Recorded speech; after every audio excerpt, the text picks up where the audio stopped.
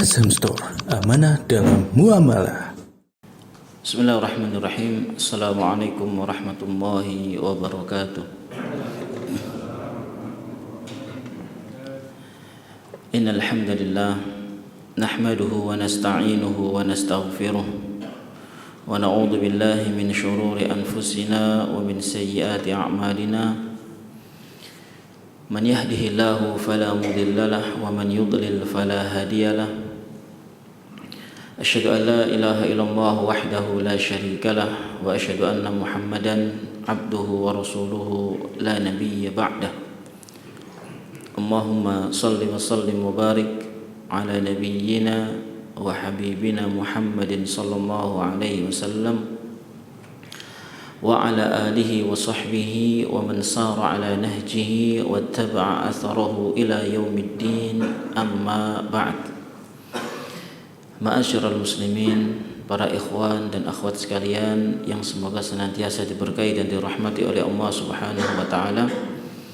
Alhamdulillah, untuk yang kedua kalinya Allah pertemukan kita di salah satu rumah di antara rumah-rumah Allah Subhanahu wa taala dalam rangka untuk menuntut ilmu syar'i, sesuatu yang sangat kita butuhkan dalam kehidupan kita di dunia ini, agar kita bisa mengetahui apa yang diinginkan oleh Allah Subhanahu wa taala dan Rasulnya sallallahu alaihi wasallam kepada diri kita. Dengan ilmu maka Allah akan memudahkan bagi kita jalan menuju surganya insyaallah. Ma'asyiral muslimin rahimani wa rahimakumullah. Nikmat Allah Subhanahu wa taala senantiasa tercurahkan kepada kita dengan tiada hentinya.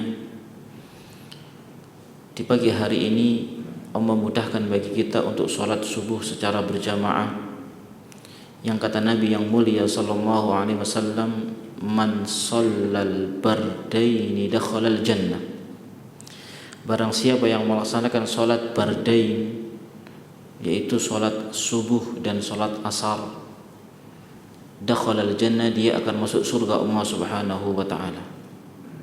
Karena sholat subuh ini sebagian manusia sedang enak-enaknya tidur, sehingga mereka melewatkan sholat subuh.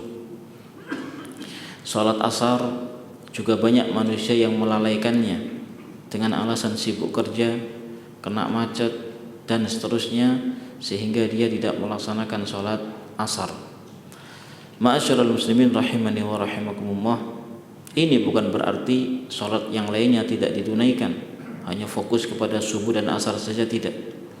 Disebutkan secara khusus karena memang para malaikat berkumpul di dua sholat ini, ya. Ma'asyiral muslimin rahimani wa rahimakumullah. Judul pembahasan kita di pagi hari ini adalah Ya Allah, aku malu kepadamu. Malu, ma'asyiral muslimin rahimani wa rahimakumullah, adalah salah satu akhlak atau perangai yang mulia, terpuji di dalam agama Islam. Di zaman sekarang ini, satu sifat yang mulia ini seakan-akan mulai dilupakan oleh sebagian saudara-saudara kita kaum muslimin.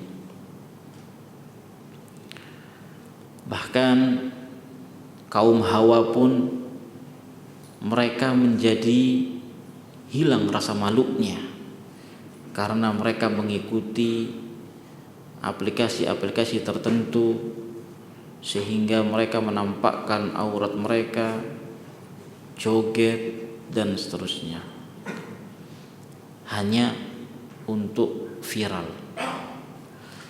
Ma'asyiral muslimin rahimani wa rahimakumullah. Al-Hafidz Ibnu Hajar rahimahullah ta'ala mengatakan bahwasanya malu itu adalah khuluqun yub'isu sahibahu ala ijtinabil qabih. Malu itu apa? Malu itu adalah sebuah akhlak, sebuah perangai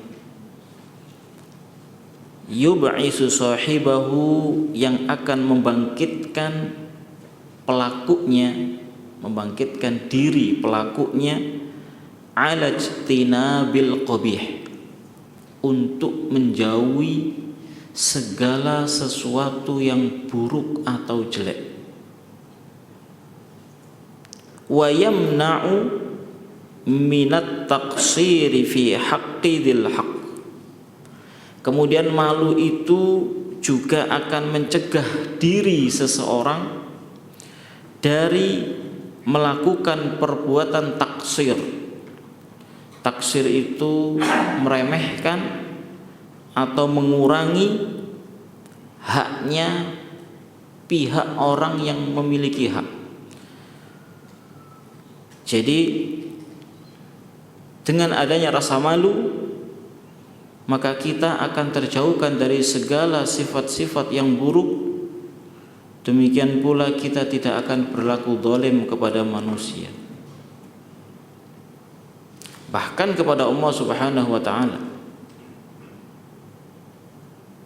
Kenapa? Karena kita punya sifat malu. Sebagian ada yang mengatakan malu itu adalah alla yaftaqidakamallahu haitsu amarak. Malu itu adalah Allah itu tidak kehilangan dirimu tatkala Allah memerintahkan sesuatu. Maksudnya dalam perintah maka kita selalu ada. Salat misalnya itu diperintahkan oleh Allah Subhanahu wa ta'ala. Kemudian Allah melihat amalan salat, oh ternyata kita ada di situ. Kalau kita absen dari salat padahal salat itu diperintahkan, berarti kita tidak punya rasa malu. Kemudian wala yajiduka haitsu nahak, wala yajidaka haitsu nahak, dan Allah itu tidak menjumpai dirimu ada pada larangannya. Ketika Allah melarang kita dari sesuatu, katakanlah berjudi, Allah lihat di kumpulan orang-orang yang berjudi, kita tidak ada di situ. Berarti kita punya rasa malu kepada Allah Subhanahu wa ta'ala. Jelas ini jemaah ya? Jadi dalam perintah kita selalu ada, dalam larangan kita selalu absen. Berarti maknanya adalah melakukan perintah dan menjauhi larangan. Itu pengertian malu.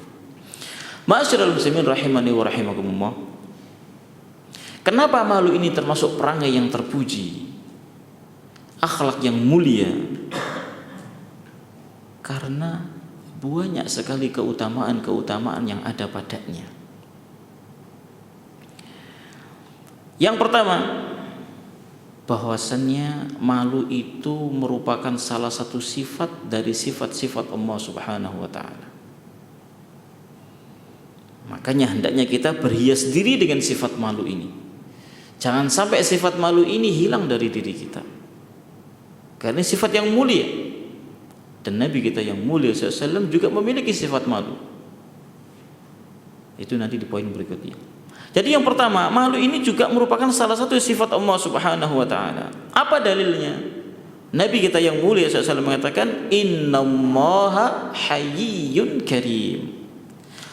Sesungguhnya Allah Subhanahu wa ta'ala itu hayy, maha pemalu, karim, juga maha pemurah, maha mulia. Yastahi idza rafa'a ar-rajulu ilaihi yadai an yaruddahuma sifran khaibatain. Allah itu maha pemalu, juga maha pemurah. Allah itu sangat malu apabila ada hambanya menengadahkan tangannya ke langit. Dia berdoa, hamba tersebut menengadahkan tangannya ke langit, meminta kepada Allah Subhanahu wa ta'ala an yaruddahuma sifran khaibatain. Kemudian Allah kembalikan tangan hamba yang meminta itu dalam keadaan hampa, tidak membawa hasil. Itu Allah Subhanahu wa ta'ala malu. Maka jangan pernah ragu jemaah. Tatkala kita berdoa kepada Allah Subhanahu wa taala, yakinlah Allah pasti mengabulkan doa kita. Kenapa? Allah itu Karim, pemurah. Ya, bahkan Allah itu juga Ghani, Maha Kaya. Dan Allah juga punya sifat malu. Ada hambanya yang meminta belas kasihannya, meminta karunia-Nya, ya, memohon, memelas kepada Allah Subhanahu wa taala. Allah itu malu kalau sampai tidak mengabulkan doa si hamba tersebut. Jadi yang pertama, keutamaan sifat malu adalah bahwasanya malu itu merupakan salah satu sifat Allah Subhanahu wa taala, dan Allah itu tidak pernah tersifati atau tidak ada dalam sifat-sifat Allah itu yang buruk. Ya, nama-namanya indah, asma'uhu husna. Nama-nama Allah itu indah, bahkan berada di puncak keindahan. Wasifatuhul ula, dan sifat-sifat Allah itu sangat tinggi, tidak ada cacat di dalamnya. Maka tatkala malu ini merupakan sifat Allah Subhanahu wa taala, salah satu sifat Allah Subhanahu wa taala, maka hendaknya kita berhias diri dengan sifat malu tersebut. Yang kedua, keutamaan malu. Malu itu juga adalah sifatnya para nabi dan orang-orang saleh. Nabi, orang-orang mulia. Orang-orang saleh juga orang-orang mulia. Mereka adalah orang-orang yang dicintai oleh Allah Subhanahu wa taala. Nabi kita yang mulia SAW mengatakan, inna mimma adrakan nasu min kalamin nubuwatil ula idza lam tastahi fasna ma syi'ta. Kata Nabi yang mulia SAW, sesungguhnya perkataan yang diwarisi oleh orang-orang dari kalimat kenabian sejak dahulu kala itu apabila idza lam tastahi fasna ma syi'ta. Kalau kau tidak malu, lakukan semaumu. Ya, silahkan kamu melakukan apa saja kalau memang kamu tidak punya rasa malu. Tapi seorang hamba yang punya rasa malu, maka dia akan berpikir dahulu sebelum dia bertindak. Tidak sembarangan dia dalam berucap, tidak sembarangan dia dalam berbuat dan melangkah, tapi dia selalu berpikir, ya, karena ada rasa malu yang ada di dalam dirinya. Ya, ini bukan berarti, ya, pembolehan kepada kita untuk berbuat sesuka hati kita di muka bumi ini, tidak.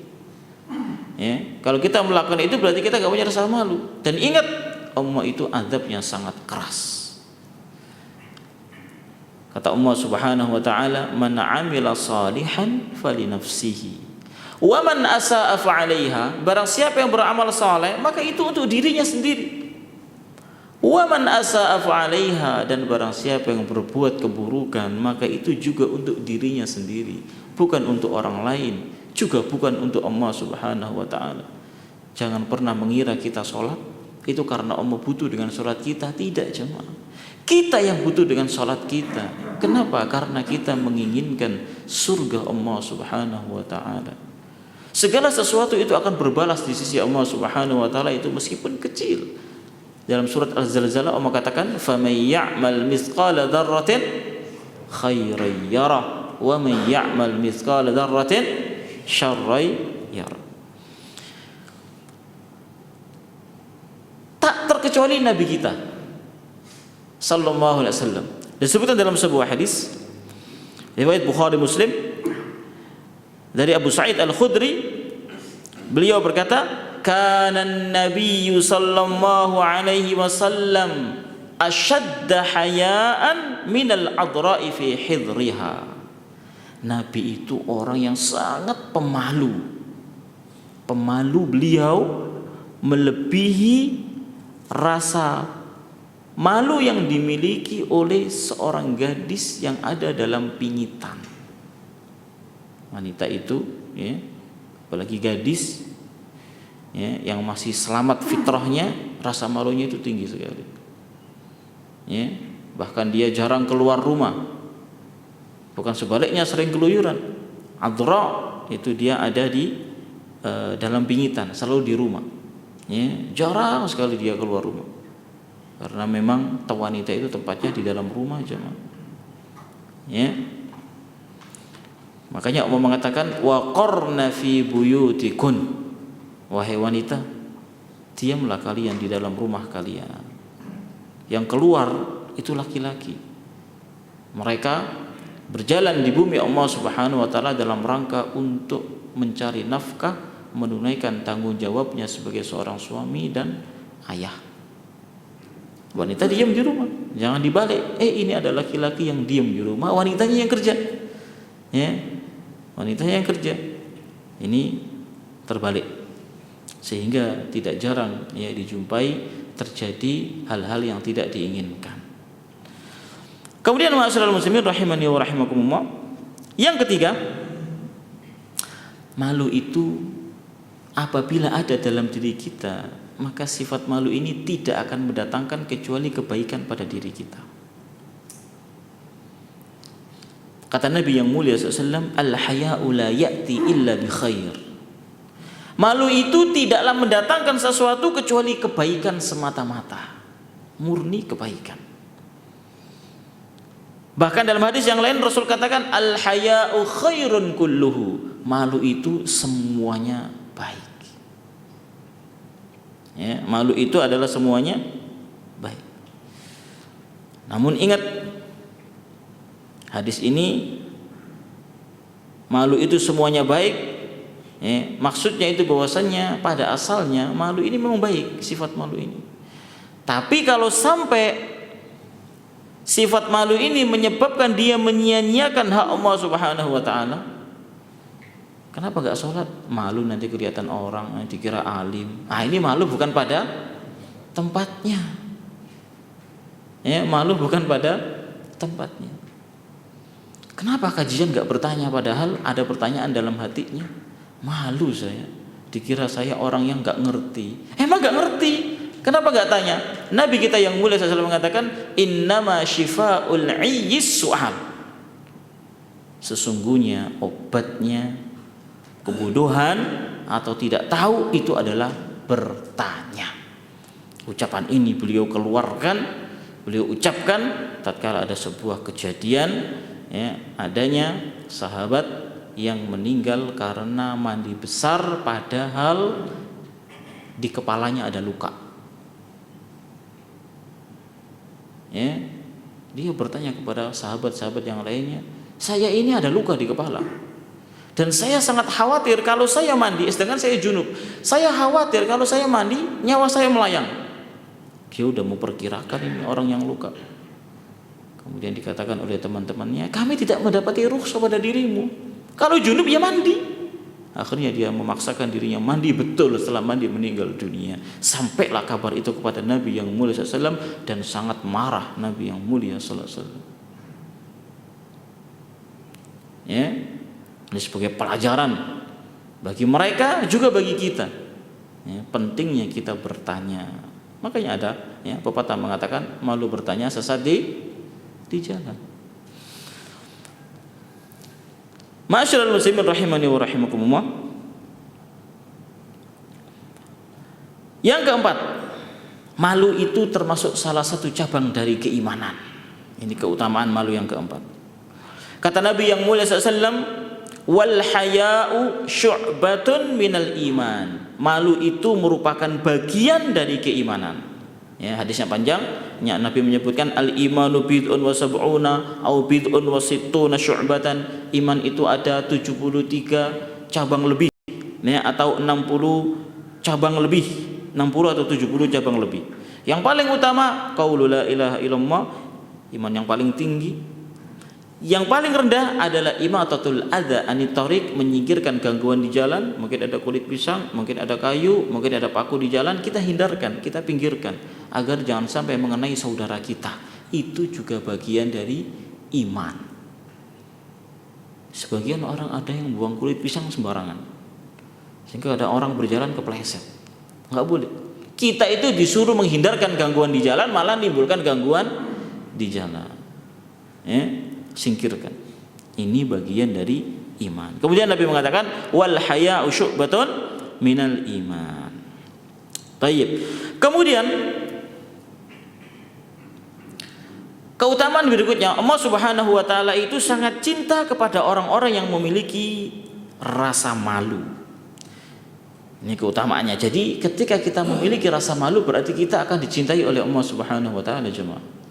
Apa dalilnya? Kata Nabi yang mulia SAW, Innallaha azza wa jalla hayyun sittir. Allah itu maha malu dan maha menutupi.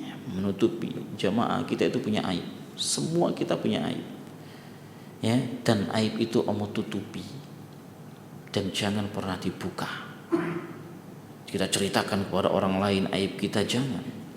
Sesuatu yang telah ditutupi oleh Allah Subhanahu wa taala jangan diumbar. Demikian pula tatkala kita mengetahui aib saudara kita, jangan diumbar. Ya, barang siapa yang menutupi aib saudaranya, ya, dia tahu ya saudaranya itu punya aib, apalagi dia telah bertaubat kepada Allah Subhanahu wa taala, maka jangan pernah diumbar aibnya. Ya, kalau belum bertaubat kasih tahu.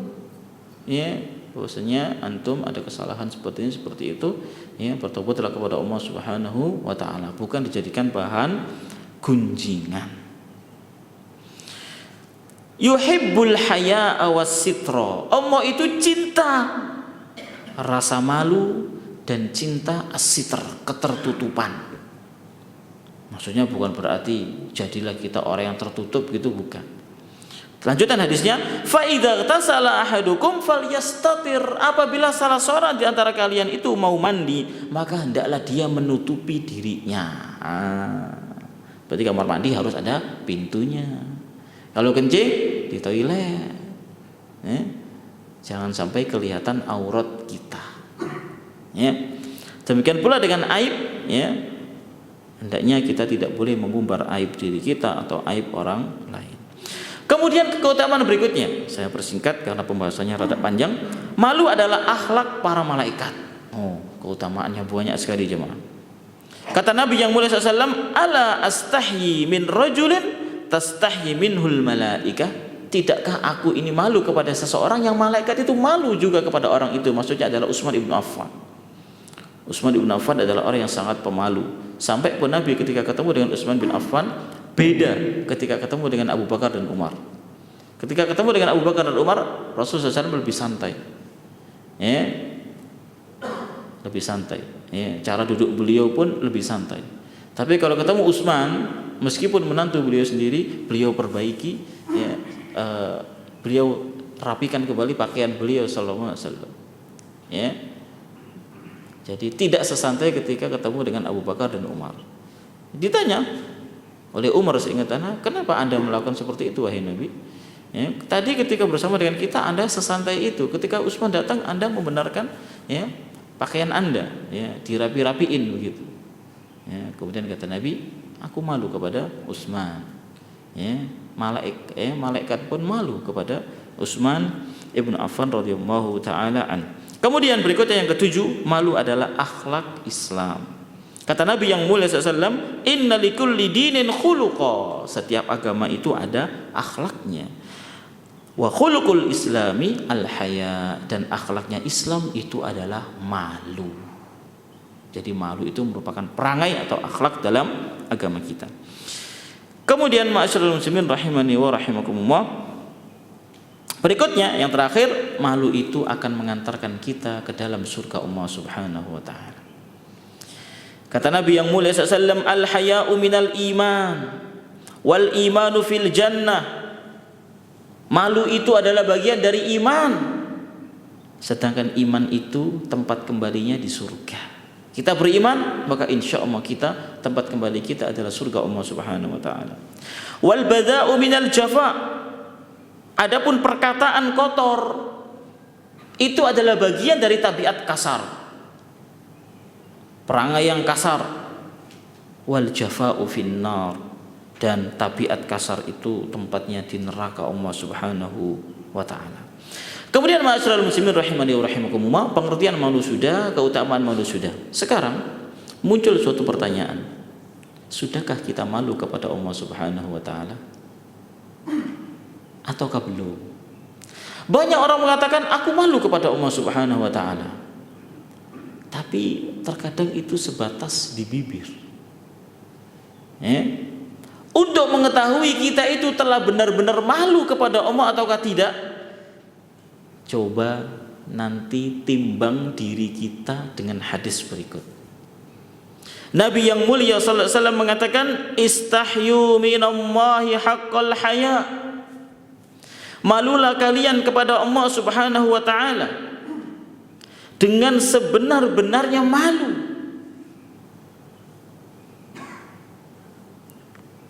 Man istahya minallahi haqqal haya, maka barang siapa yang benar-benar malu kepada Allah Subhanahu wa taala, satu, falyahfadhir ra'sa wa ma wa'a. Hendaknya dia menjaga kepalanya dan apa yang ada di kepalanya. Mana kepala itu jemaah? Kepala. Yang ada di kepala kita apa? Mata, telinga, hidung, lisan, otak. Maknanya, tatkala kita malu kepada Allah Subhanahu wa taala, maka berusahalah semaksimal mungkin untuk bisa menjaga mata kita dari pandangan-pandangan yang diharamkan oleh Allah Subhanahu wa taala. Jagalah telinga kita dari mendengarkan sesuatu yang mendatangkan murka Allah Subhanahu wa taala. Jagalah lisan kita dari mengucapkan sesuatu yang menimbulkan dosa, terutama lisan. Karena kebanyakan manusia masuk ke dalam neraka Allah Subhanahu wa taala itu karena lisan. Nabi kita yang mulia SAW mengatakan, wahal yakubun nas finnar ala wujuhihim au qala ala manakhirihim illa hasaidu alsinatihim. Tidaklah yang membuat manusia itu terjerembab ke dalam api neraka Allah Subhanahu wa taala kecuali karena hasil dari lisan mereka. Diseret, dimasukkan ke dalam neraka Allah Subhanahu wa taala. Dalam hadis yang lain, Nabi kita yang mulia SAW mengatakan, man yadman li ma baina lahyaihi wa ma baina fakhidaihi adman lahul jannah. Barang siapa yang berani bisa memberikan jaminan kepadaku untuk bisa menjaga dua hal ini, yaitu satu, yang ada di kedua rahangnya, lisan maksudnya, dan bisa menjaga apa yang ada di antara kedua pahanya, yaitu kemaluan, adman lahul jannah. Aku jamin dia masuk surga Allah Subhanahu wa taala. Karena lisan dan kemaluan inilah yang menjadikan sebab banyaknya manusia masuk ke dalam neraka Allah Subhanahu wa taala, wal iyadu billah. Kemudian yang kedua, wal batna wa ma hawa. Yang kedua, malu kepada Allah dengan sebenar-benarnya malu itu adalah hendaknya kita menjaga perut kita dan apa yang dikandungnya. Perut, ya, termasuk sekitarnya, ya, dada juga. Jadi jangan sampai kita memasukkan sesuatu yang haram atau yang syubhat ke dalam perut kita. Dan ingat jemaah, di perut atau di sekitar perut kita ini ada qalb. Apa qalb itu? Hati. Yang kata Nabi yang mulia SAW, ala wa inna fil jasadi mudghatan. Ketahuilah oleh kalian, di dalam jasad kita itu ada segumpal daging. Idza saluhat saluhal jasadu kulluhu. Apabila dia baik, seluruh jasad kita akan baik. Wa idza fasadat fasadal jasadu kulluhu. Tapi kalau dia sampai rusak, seluruh badan kita akan rusak. Ala wahyal qalbu. Ketahuilah itu adalah hati. Makanya besar perhatian para ulama terhadap masalah hati ini. Lihat, tatkala seseorang beribadah kepada Allah Subhanahu wa taala dan hatinya rusak, dia mengharapkan pujian manusia, riya, sum'ah, atau bahkan dia ujub, pamer amal saleh, maka ini akan meluluhlantakkan amalan dia, menghanguskan pahalanya. Amalnya tidak diterima oleh Allah Subhanahu wa taala.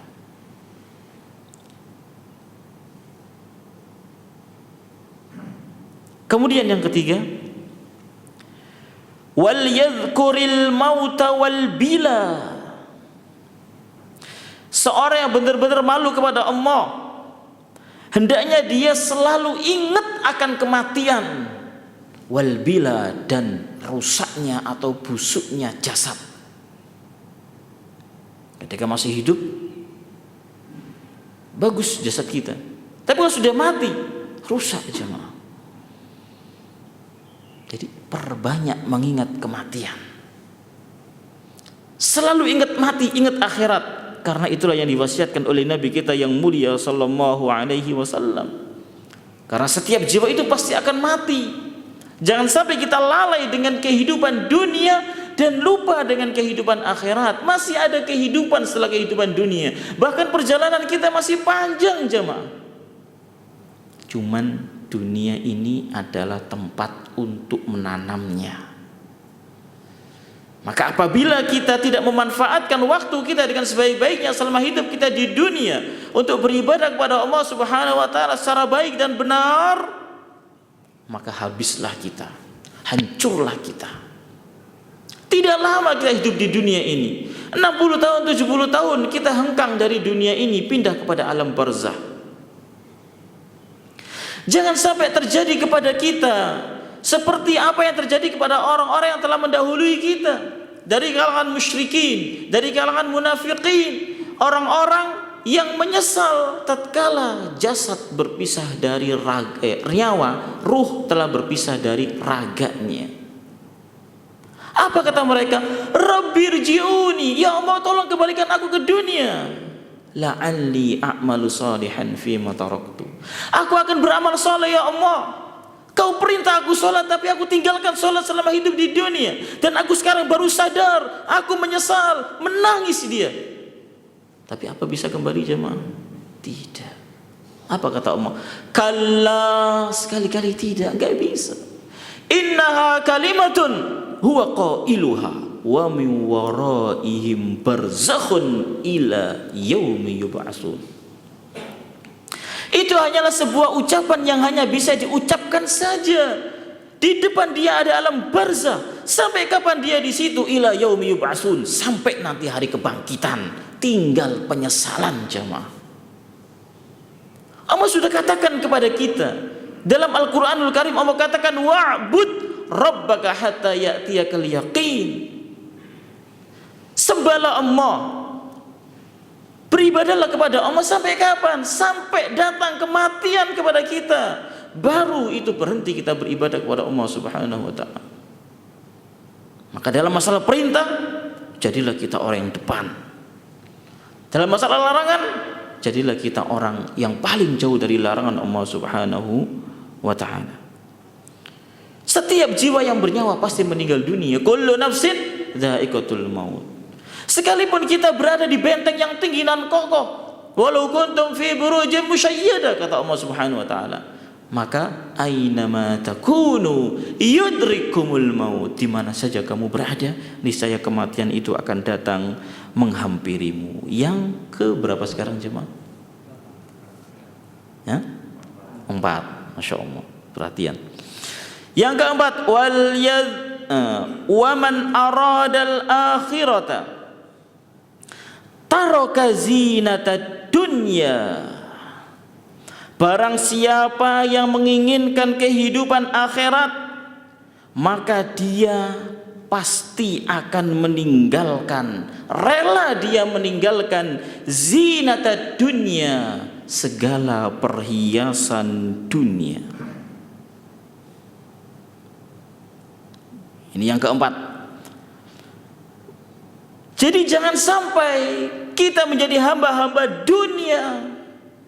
Kita itu hamba Allah Subhanahu wa taala, fakunu ibadallah. Jadilah kita sebagai hamba-hamba Allah Subhanahu wa taala. Jangan pernah menghambakan diri kita kepada dunia, hancur kita jemaah.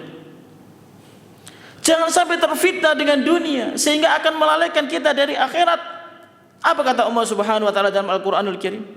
Wa man aradal akhirata, barang siapa yang menginginkan akhirat, wasa'alaha sa'yaha, dan dia berusaha dengan sungguh-sungguh untuk memperoleh kebahagiaan di akhiratnya nanti. Wa huwa mu'minun, dan dia adalah orang yang beriman. beriman, ini syaratnya, harus beriman. Kemudian berusaha bersungguh-sungguh untuk mengejar akhirat, bukan mengejar dunia. Apa kata Allah Subhanahu wa taala? Faulaika kana sa'yuhum mashkura. Maka orang yang seperti itulah yang nanti akan diberi balasan dengan balasan yang baik oleh Allah Subhanahu wa taala. Usaha dia untuk mengejar akhirat mashkur, kata Allah Subhanahu wa taala, jempol kalau bahasa kita. Ya, akan diberi balasan terbaik oleh Allah Subhanahu wa taala. Berkaitan dengan dunia, Allah telah ingatkan kita, wa mal hayatud dunya illa mata'ul ghurur. Dunia itu hanyalah kesenangan yang menipu, jemaah. Seseorang berangkat di waktu pagi, pulang di waktu malam demi dunia. Ia habiskan waktunya untuk dunia. Terus seperti itu ia habiskan hari-harinya untuk dunia. Perintah Allah Subhanahu wa taala tidak pernah dia perhatikan. Tatkala azan berkumandang, dia tidak tinggalkan kerjaannya. Azan Jumat juga berkumandang, padahal Allah mengatakan fas'au ila dzikrillah. Segera kamu menyambut panggilan Allah Subhanahu wa taala, mengingat Allah Subhanahu wa taala. Jangan sampai dunia kita melalaikan akhirat kita, jemaah.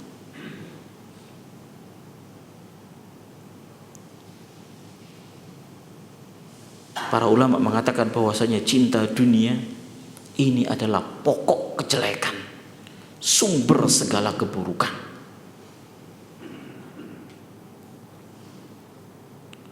Tidak boleh bagi kita menjadikan dunia sebagai tujuan utama hidup kita.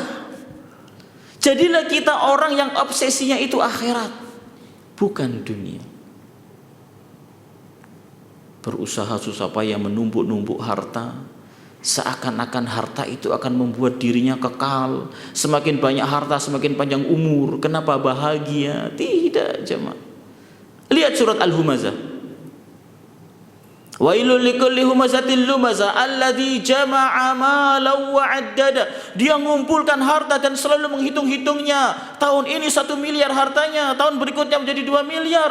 Yahsabu anna malahu akhlada. Dia mengira hartanya itu akan mengekalkan dia. Tidak, kalla, sekali-kali tidak, kata Allah. La yumbadanna fil khutamah. Dia akan dilemparkan ke dalam neraka khutamah. Mati, jemaah. Seberapa besarnya, seberapapun besarnya harta kita, itu tidak dibawa mati. Sudah capek mengumpulkannya, tapi itu menjadi warisan atau milik orang lain sepeninggal kita. Yang kita makan jadi kotoran. Dan berapa sih butuhnya kita makan? Tidak banyak. Ya. Kata Nabi yang mulia SAW, yatba'ul mayyitu salas. Mayit itu kalau mati akan diikuti oleh 3 hal. Fayarji'u isnani wa yabqa wahid. 2 akan kembali pulang dan 1 akan tetap menemani dia. Yatba'uhu ahluhu wa maluhu wa amaluhu. Orang yang meninggal dunia dia akan diikuti oleh keluarganya, hartanya, dan oleh amalnya. 2 akan kembali pulang, yaitu fayarji'u ahluhu wa maluhu. Keluarganya akan kembali pulang ke rumah. Mobilnya yang ngawal dia atau mengantarkan dia ke pemakaman juga akan balik ke rumah. Wa yabqa amaluhu, dan tinggallah amal yang setia menemani dia.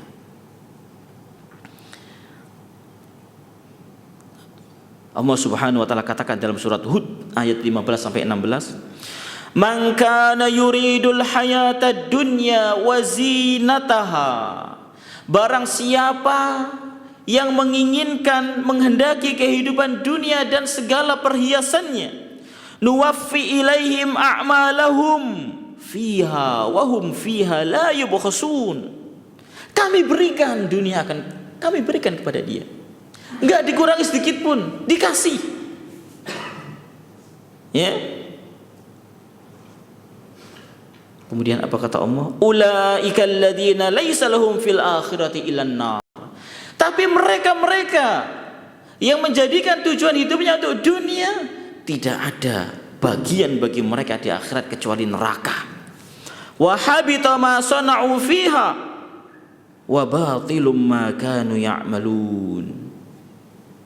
Ya, kata Allah Subhanahu wa taala, sia-sia ya apa yang telah mereka usahakan di dunia. Ya, dari harta yang mereka kumpulkan, mereka hitung-hitung, ya, tidak pernah bersedekah, ya, tidak mau bayar zakat, ya, wa batilum ma kanu ya'malun, dan terhapuslah apa yang telah mereka kerjakan. Kemudian dalam ayat yang lain Allah katakan, man kana yuridul ajilata ajjalna lahu fiha ma nasha' liman nurid. Barang siapa yang menghendaki kehidupan sekarang ini, yaitu kehidupan dunia, maka kami segerakan baginya dunia untuk dia. Ya. Summa ja'alna lahu jahannam yaslaha madhmuman madhura. Kemudian akan kami jadikan bagi dia neraka jahanam sebagai tempat kembalinya. Ya, dan dia akan memasukinya madhmuman madhura, dalam keadaan tercela dan terusir dari surga Allah Subhanahu wa taala. Kemudian dalam ayat yang lain Allah katakan, man kana yuridu harsal akhirah nazid lahu fi harsi. Barang siapa yang menginginkan keuntungan di akhirat, akan kami tambahkan keuntungan baginya. Jadi kalau perdagangan akhirat yang kita inginkan, untung terus, nggak pernah rugi, bahkan ditambah oleh Allah Subhanahu wa taala keuntungannya. Wa man kana yuridu harsad dunya, barang siapa yang menghendaki keuntungan dunia, nu'tihi minha, akan kami kasih. Wa ma lahu fil akhirati min nasib, dan orang ini tidak punya bagian sedikit pun di akhirat. Ya, tidak mendapatkan kenikmatan sedikit pun. Nabi kita yang mulia SAW mengatakan, mali walid dunya. Apalah artinya dunia ini bagiku, kata Nabi. Ma'ana wad dunya. Apa urusanku dengan dunia, kata beliau. Innama masali wa masalud dunya kamasali rakibin dhalla tahta syajaratin summa raha wa tarakaha. Ya, perumpamaan dunia, perumpamaan antara diriku dengan dunia ini seperti seorang yang sedang berkendara, naik kendaraan. Ya, kemudian ada kalanya capek, kemudian dia berteduh di bawah pohon. Selamanyakah dia berteduh di bawah pohon itu? Tidak. Ketika sudah cukup berteduhnya, maka dia tarokaha, dia tinggalkan tempat berteduh tersebut. Ya, ma'asyiral muslimin rahimani wa rahimakumullah. Nabi yang mulia SAW dalam hadis yang lain telah mengingatkan kepada kita. Beliau mengatakan, man kanatid dunya hammah. Ini perbedaan orang yang obsesinya dunia dengan obsesinya akhirat. Perbedaan yang sangat jauh. Ini ingat-ingat hadis ini. Kata Nabi yang mulia SAW, barang siapa yang hidupnya, tujuan utama hidupnya itu adalah dunia, mengais dunia, menumpuk-numpuk harta, ia habiskan umurnya untuk dunia, farraqallahu alaihi amrah, Allah akan jadikan urusannya bercerai-berai. Allah akan jadikan semua urusannya berantakan, gak ada yang beres. Wa ja'ala faqrahu baina 'ainaihi, dan Allah akan menjadikan kefakiran senantiasa berada pada kedua pelupuk matanya, kurang terus. Pecinta dunia tidak akan memiliki sifat qanaah. Karena Nabi mengatakan dalam hadis yang lain, "Lau kana libni Adam wadiyan labtagha salisah." Anak Adam ini, manusia ini, kalau punya wadiyan min dhahab, kalau punya 2 lembah emas, 2 lembah Pak, bukan 1 lemari, lembah besar, lembah itu ya. Kalau kita bayangkan gitu, atau kita kira-kira 1 kecamatan, besar lembah kecil, besar 1 kecamatan itu isinya emas, 2 lagi, labtagha salisah. Maka anak Adam ini pasti akan mencari nanti lembah yang ketiga. Lihat kenyataan yang ada sekarang ini. Punya mobil 1, pengen 2. Bosan mobil, pengen punya pesawat. Ya, pengen punya kereta pribadi, pesawat pribadi, ya, kapal pribadi. Ya, pengen punya rumah seluas 21 hektar. Masya Allah. Tidak akan ada habisnya nafsu manusia, keinginan manusia. Dan tidak ada yang dapat membendung kerakusan manusia itu kecuali tanah. Kata Nabi yang mulia SAW, kalau tanah sudah berbicara, maksudnya sudah mati dia, kubra, kembali ke balik papan dari kubur, habis sudah kerakusan manusia. Walam ya'tihi minad dunya illa ma kutibalah, dan tidak akan datang kepada dia dunia, tidak diberikan kepada dia dunia kecuali apa yang telah Allah tetapkan kepada dia dari rezekinya. Jamaah, sebesar apapun usaha kita untuk mendapatkan dunia, rezeki itu sudah ditakar oleh Allah Subhanahu wa taala dan gak akan pernah tertukar. Sebagian orang menyangka sholat itu akan menghalangi rezekinya, tidak. Sehingga dia menghabiskan waktunya untuk dunia, itu tidak akan menambah dari yang Allah tentukan. Tidak ada alasan bagi kita untuk meninggalkan sholat, apalagi hanya karena memperebutkan dunia. Dunia tidak lebih mulia daripada sayap seekor nyamuk, tidak lebih mulia daripada bangkai seekor anak kambing yang cacat telinganya. Sudah anakan kecil, cacat, bangkai lagi. Tidak lebih mulia dari itu, kata Nabi yang mulia sallallahu alaihi wasallam. Lantas kenapa diperebutkan? Lantas kenapa diperjuangkan? Bahkan rela mengorbankan nyawanya demi dunia. Lihat, ketika manusia jauh dari tuntunan Nabi yang mulia sallallahu alaihi wasallam, ngeri jamaah. Persaingan dagang, bunuh saudaranya, naudzubillah. Untuk apa? Dunia. Ya.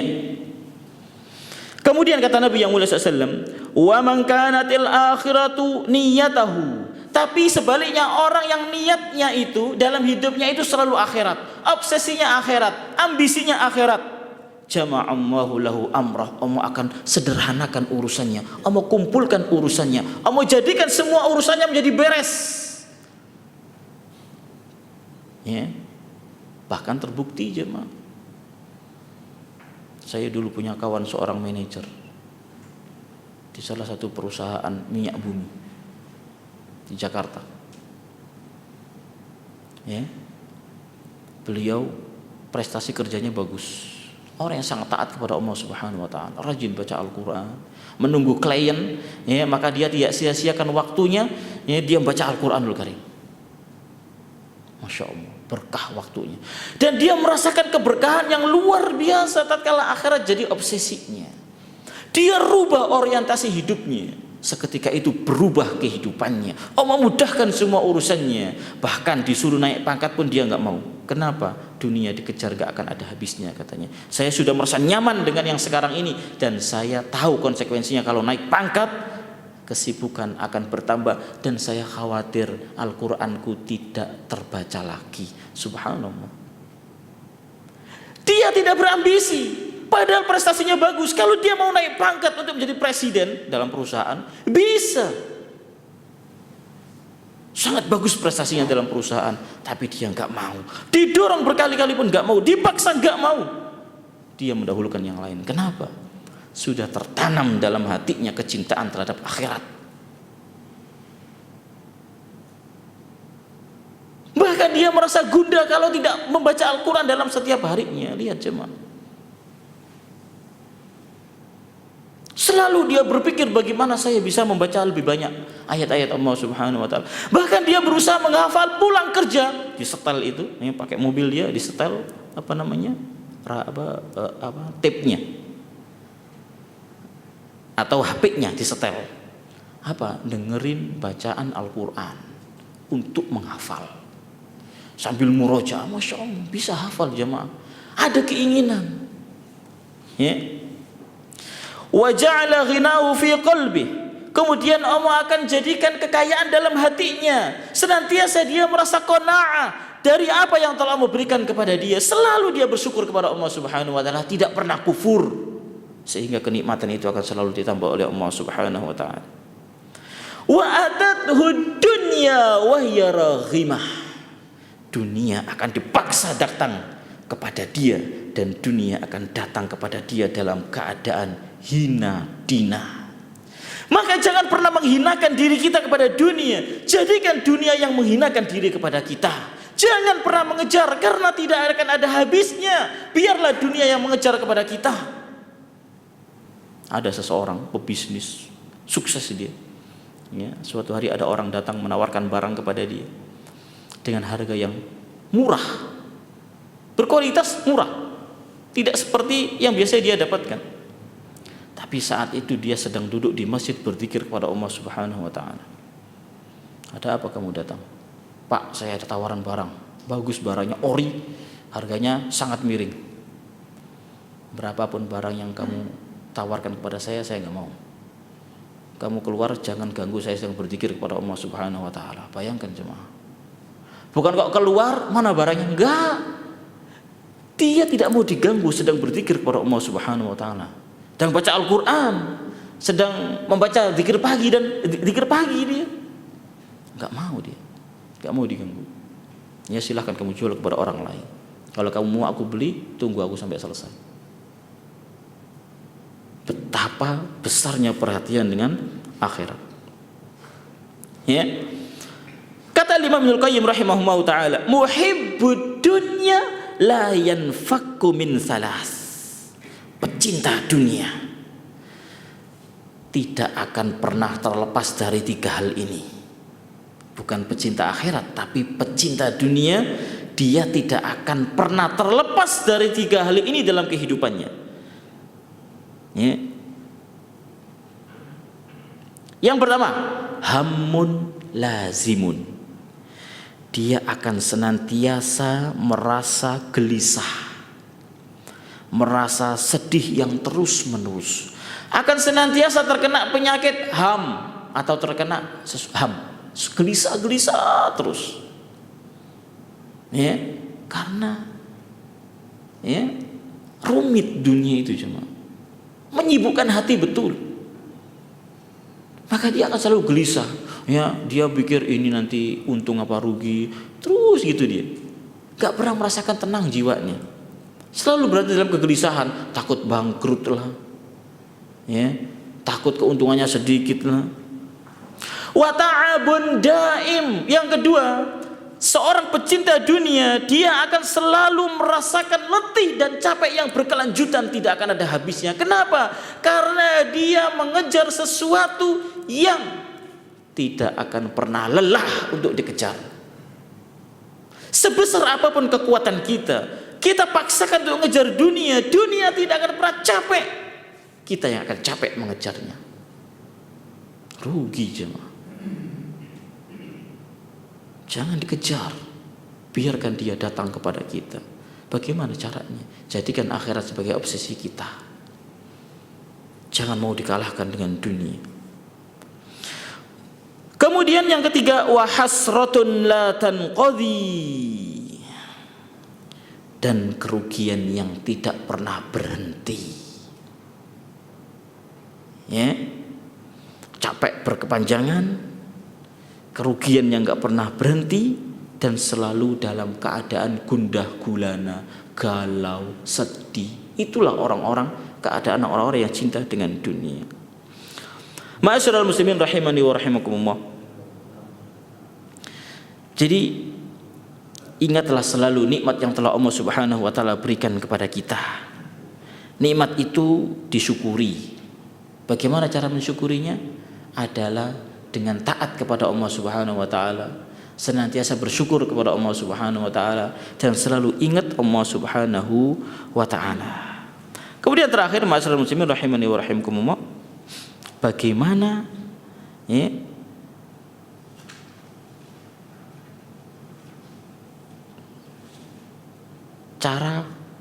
caranya agar kita bisa malu.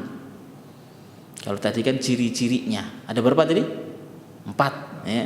Ciri-cirinya kita itu sudah malu dengan sebenar-benarnya malu kepada Allah ataukah belum. Kalau kita wujudkan 4 hal ini, berarti kita telah malu kepada Allah Subhanahu wa taala dengan sebenar-benarnya malu. Kemudian ma'asyiral muslimin rahimani wa rahimakumullah, cara memupuk sifat malu kepada Allah Subhanahu wa taala ya adalah dengan cara ma'rifatullah, mengenal Allah Subhanahu wa taala dengan sebaik-baik pengenalan. Kenapa seorang hamba itu mudah berbuat maksiat? Karena dia enggak tahu siapa yang sedang dia maksiati.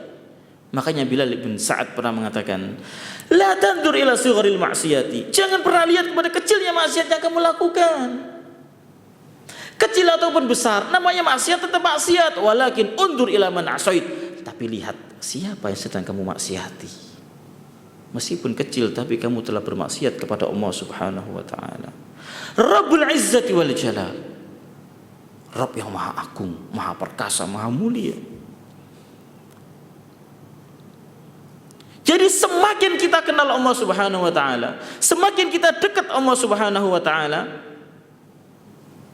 dan semakin kita perhatian dengan syariat-syariat Allah Subhanahu wa ta'ala, maka kita akan menjadi hamba yang senantiasa merasa malu kepada Allah Subhanahu wa ta'ala, malu untuk berbuat maksiat kepada Allah Subhanahu wa ta'ala.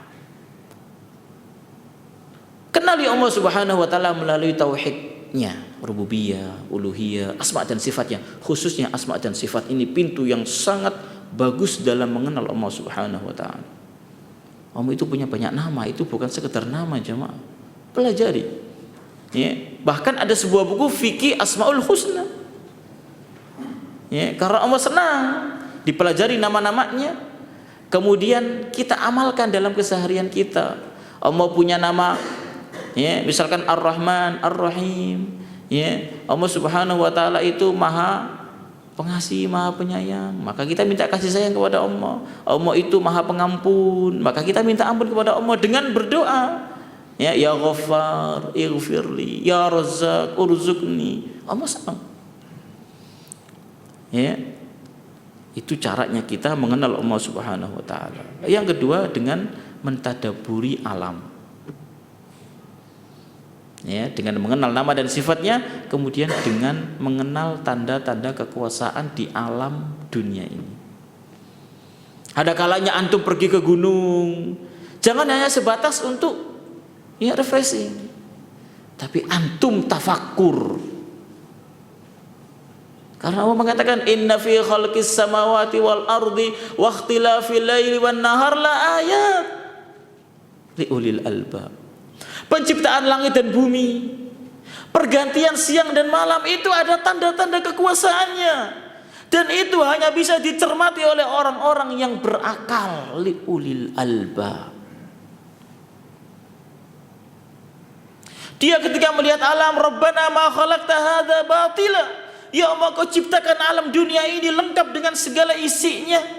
Ini tidaklah sia-sia, menimbulkan keimanan, menambah keimanan. Kita berada di laut, kita berpikir subhanallah, air yang sedemikian banyak tidak tumpah ke daratan, siapa yang ngatur? Allah Subhanahu wa ta'ala. Dalam laut kita lihat, masya Allah, ada berbagai macam jenis ikan, terumbu karang, begitu indahnya laut, dan berbagai macam hewan-hewan yang ada di dalamnya. Siapa yang menciptakan? Allah Subhanahu wa ta'ala. Kita berpikir, jadi kita akan menambah keimanan, bertambah keimanan kita tatkala kita memikirkan ciptaan-ciptaan Allah Subhanahu wa ta'ala. Gak usah jauh-jauh, pikirkan diri kita. Wa fi anfusikum, kata ma afala tubsirun. Pada diri kalian sendiri, kalian tidakkah tahu, tidakkah kalian melihat? Tanya pada dokter yang ngerti anatomi tubuh, fungsi tubuh kita. Masya Allah, canggihnya luar biasa tubuh kita. Ketika bersin, diteliti, kenapa kita suruh bilang alhamdulillah? Karena keluar virus-virus atau bakteri-bakteri dari mulut kita melalui bersin, ditolak oleh tubuh kita jemaah. Luar biasa. Ya, dengan begitu kita akan semakin mengenal Allah, semakin cinta, semakin dekat, dan semakin takut. Jadi tidak hanya tak kenal maka tak sayang, tapi tak kenal maka tak takut juga. Begitu kita kenal Allah Subhanahu wa ta'ala, kita akan menjadi cinta, kita akan menjadi sayang, dan kita akan menjadi takut kepada Allah Subhanahu wa ta'ala. Lihat para sahabat ridwanullahu ta'ala alaihim ajma'in. Tidak pernah mereka menyepelekan dosa. Mereka menganggap dosa itu seakan-akan mereka berada di kaki gunung, khawatir gunung itu nimpuk mereka. Tapi wa innal fajir, seorang pendosa, yara dzunubahu, dia melihat dosa-dosanya seperti lalat yang menempel di hidungnya, kemudian dikibaskan begini saja lalat itu akan terbang. Meremehkan dosa. Ma'asyiral muslimin rahimani wa rahimakumullah. Kata Nabi yang mulia SAW berkaitan dengan maksiat, innal abda idza akhta'a khati'atan nukitat fi qalbihi nuktatun sauda. Seorang hamba itu apabila dia berbuat kesalahan, berbuat dosa, maka akan dititikkan dalam hatinya satu titik hitam. Satu kemaksiatan, satu titik. Nuktatun sauda. Fa idza huwa naza'a wastaghfara wa taba sukila qalbuhu. Kalau dia kembali mau bertaubat kepada Allah Subhanahu wa taala, maka hatinya akan dibersihkan. Minta ampun dia kepada Allah, dibersihkan kembali noda-noda hitam tersebut. Inilah dahsyatnya istighfar dan taubat kepada Allah Subhanahu wa taala. Makanya Nabi wasiatkan kepada kita agar banyak-banyak beristighfar dalam setiap harinya, tidak hanya setelah salat saja. Beliau telah diampuni, atau beliau adalah orang yang terjaga, maksum, beliau terjaga dari dosa. Meskipun demikian beliau sehari beristighfar sebanyak minimal 70 kali. Dan itu beliau perintahkan, ayyuhan nas tubu ilallahi wastaghfiru. Bertaubatlah kalian kepada Allah dan beristighfarlah. Karena dahsyatnya istighfar dan taubat itu mengkilapkan hati kita. Ya. Kata Nabi yang mulia SAW, wa in ada zida fihi. Kalau dia kembali bermaksiat lagi dan terus bermaksiat, akan ditambahkan titik demi titik hatta ta'luwa qalba, sehingga titik-titik itu memenuhi hatinya. Hati yang bersih, hati yang putih kayak kertas begitu, dikasih titik-titik hitam buahnya, sehingga kertas, misalkan sebuah kertas, dia akan berubah menjadi kertas yang hitam. Hati juga sama, akan menjadi hitam legam. Wahuwa ron, dan itulah ron yang disebutkan Allah Subhanahu wa taala dalam firman-Nya, kalla bal rana ala qulubihim ma kanu yaksibun. Allah berikan titik hitam kepada hatinya dengan sebab perbuatan buruk mereka. Ma'asyiral muslimin rahimani wa rahimakumullah.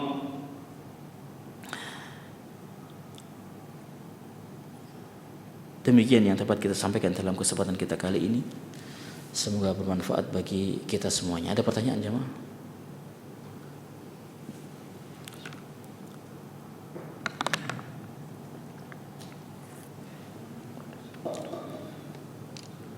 Assalamualaikum warahmatullahi wabarakatuh. Waalaikumsalam. Tadi Ustaz menerangkan bahwa kita harus mempunyai rasa malu, karena malu bisa memberi keberkahan kepada Allah Subhanahu wa taala dan pada diri kita sendiri. Pertanyaan saya, bagaimana kalau ada orang malu menikah, terus malu menjadi pekerja yang kasar? Bagaimana cara menyikapinya? Terima kasih. Wassalamualaikum warahmatullahi wabarakatuh. Waalaikumsalam. Bagaimana kalau ada seseorang yang malu menikah dan malu untuk menjadi pekerja kasar? Jemaah, ini termasuk malu yang tidak pada tempatnya. Yang pertama, malu untuk menikah. Kenapa malu? Menikah itu syariat Allah Subhanahu wa taala. Wa ankihul ayyama minkum, yang sendirian nikahkan. Kemudian ya, Rasul katakan, ya ma'syaras sabab man istata'a minkumul ba'a falyatazawwaj. Wahai para pemuda yang sudah mampu untuk atau memiliki kemampuan untuk menikah, biayanya ada dan enggak harus mahal. Ya, enggak harus mahal. Walimah seadanya, kata Nabi, aulim walau bisatin. Walimah itu disyariatkan meskipun dengan seekor kambing. Itu kalau orang Arab. Kalau kita walau bidajajin, walau dengan seekor ayam. Jadi undang tetangga kanan kiri, depan belakang, selesai. Walimah, kan walimah itu makan-makan. Ya, diundang untuk makan. Jadi ma'asyiral muslimin rahimani wa rahimakumullah, nikah itu adalah syariat Allah Subhanahu wa taala, sunnah Nabi yang mulia sallallahu. Maka kenapa kita malu dalam mempraktekkan syariat Allah Subhanahu wa taala? Kita akan ditolong. Ya, terkadang orang itu malu untuk menikah karena khawatir enggak bisa memberikan uang belanja kepada istrinya. Padahal apa kata Nabi yang mulia sallallahu? Salasun haqqun 'ala Allahi nasruhum. Ada 3 golongan yang berhak untuk ditolong oleh Allah Subhanahu wa taala. Di antaranya an-nakih alladzi yuridul afaf. Orang yang menikah tujuannya adalah untuk menjaga kehormatan dirinya. Apabila dia tidak menikah, maka dia khawatir jatuh kepada perbuatan haram, berzina, onani. Itu perbuatan diharamkan oleh Allah Subhanahu wa taala. Sehingga untuk menyelamatkan agamanya, menyelamatkan harga dirinya, maka dia menikah. Ini diantara tujuan yang syar'i dalam menikah. Untuk menyelamatkan diri kita dari perkara yang diharamkan oleh Allah Subhanahu wa taala. Dan akan ditolong oleh Allah Subhanahu wa taala. Ya, iyakunu fuqara yughnihimullahu min fadli. Enggak usah khawatir. Kalau kalian fakir, yughnihimullahu min fadli. Allah akan kayakan dia. Allah akan cukupi dia selama kita mau berusaha. Kemudian kita bertawakal kepada Allah Subhanahu wa taala, maka Allah akan kasih. Kata Nabi yang mulia SAW, "Lau annakum tatawakkaluna 'ala Allahi haqqa tawakkulih." Kalau kalian benar-benar tawakal kepada Allah dengan sebenar-benarnya tawakal, setelah kalian berusaha untuk mencari rezeki Allah Subhanahu wa taala, kemudian kalian bertawakal kepada Allah, menggantungkan hati hanya kepada Allah, bukan kepada makhluk, la razaqakum kama yarzuqut tayra. Allah akan kasih rezeki kepada kalian sebagaimana Allah kasih rezeki kepada burung. Burung aja jamaah yang bukan mukallaf tidak diberi beban syariat oleh Allah Subhanahu wa taala. Yang mukallaf itu cuma dua, manusia dan jin, diberi beban syariat oleh Allah Subhanahu wa taala. Burung saja ada rezekinya, taghdu khisama wa taruhu bitana. Berangkat di waktu pagi dalam keadaan lapar, kemudian dia keluar mencari rezeki Allah Subhanahu wa taala, dan malamnya tidak pernah gundah. Sebagian manusia gundah ketika waktu malam, duh besok ini dapat rezeki berapa. Burung dengan santainya, besok ya besok. Kadang manusia sifat serakahnya itu, kita kumpulkan sebanyak-banyaknya hari ini untuk besok. Belum tentu juga dia bisa menikmatinya, bisa jadi udah mati. Santai dia. Wa taruhu bitana, pulang kembali ke sarangnya di waktu sore dalam keadaan bitona, kenyang, temboloknya besar, perutnya kenyang, bahkan dia membawakan makanan untuk anak-anaknya. Allah itu Ar-Razzaq, Maha pemberi rezeki. Allah akan kasih. Kemudian yang kedua, jangan malu tatkala kita ya bekerja dengan pekerjaan kasar. Ya, apalah gunanya kita bekerja hanya sekedar ya mungkin cuma tanda tangan misalnya, tapi nggak halal. Ya, memakan harta manusia dengan cara yang batil, menipu orang. Ya, cuma lewat telepon ya, kemudian dia menipu orang, ditransfer sekian juta. Itu memakan harta manusia dengan cara yang batil. Kata Nabi yang mulia SAW, wa khairu ma ya'kuluhul mar'u min amali yadihi. Sebaik-baik yang dimakan oleh seseorang itu adalah hasil dari usahanya, hasil dari jeripayahnya, kerja kerasnya, bekerja. Ya. Jadi yang penting jamaah itu halal. Yang kita cari itu kehalalan dan keberkahan. Ya, jangan malu kalau kita bekerja kasar. Ya, jangan malu. Kenapa kita malu? Kita nggak mencuri, ya, kita nggak merampok, kita nggak mau begal, ya. Maka kita berusaha, ya, bekerja sesuai dengan ya keahlian dan kemampuan yang Allah berikan kepada kita, dan kita terus meminta pertolongan kepada Allah Subhanahu wa taala, minta agar dikokohkan, dikuatkan, diajekkan untuk selalu beramal ketaatan kepada Allah Subhanahu wa taala. Wallahu taala a'lam bishawab. Ada pertanyaan lagi? Barangkali satu lagi jemaah. Masya Allah. Cukup jemaah? Cukup ya? Semoga bermanfaat. Demikian yang dapat kita kaji jemaah. Kurang lebihnya ana mohon maaf yang sebesar-besarnya. Ya, semoga apa yang kita pelajari hari ini dapat kita aplikasikan dalam kehidupan kita, karena ilmu itu memanggil untuk diamalkan, bukan sekedar wawasan. Maka yuk kita berusaha bersama-sama menjadi hamba-hamba Allah yang benar-benar malu kepada Allah Subhanahu wa taala dengan mewujudkan 4 kriteria tadi, ya, sehingga kita akan menjadi orang-orang yang bahagia tidak hanya di dunia tapi juga di akhirat. Wallahu taala alam bisawab. Kita tutup dengan doa kafaratul majlis. Subhanakallahumma bihamdika asyhadu an la ilaha illa anta astaghfiruka wa atubu ilaik. Wassalamualaikum warahmatullahi wabarakatuh.